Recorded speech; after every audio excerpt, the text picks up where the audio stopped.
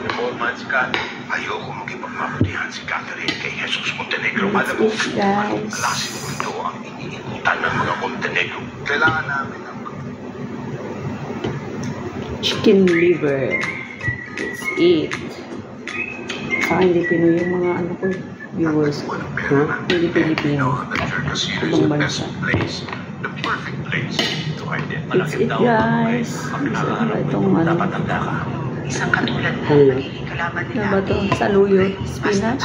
I don't know. In English, what's this?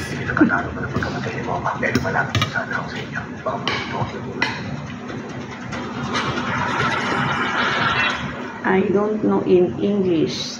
Senyor. The saluyot or the molokhia in Arabic. Sige, alam mo, tapos sa casino ngayon, dalhin nyo doon ng pera. Mandala akong tumulong sa inyo. Yes, senyor. We'll be there. At meron din akong mahalagang gusto kong pag-usapan natin. Sige. Pakundo, aalis na kami. Kasama ko si Catherine. Sige. Ingat kayo, ha?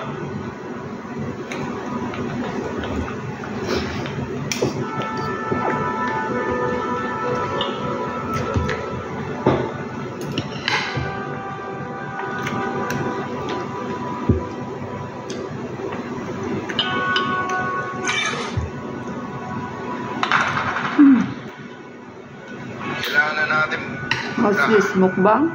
Mukbang without food. Little bit. Itago natin ang pera natin sa kanila. Kailangan hindi natin paghahandaan ang lahat ng ito dahil malaki na ang teritoryo natin. Mas paparamihin natin ang mga tauhan natin sa Quiapo. Pero pa, kailangan ba natin nun? Marami naman tayong tauhan na. Hindi basta-basta mga tauhan ang kailangan natin. Kailangan natin ng mga taong alam ang galawan sa loob ng Quiapo. Yung mga tauhan na gagawin na lahat para mabuhay. Yung mga taga-Quiapo.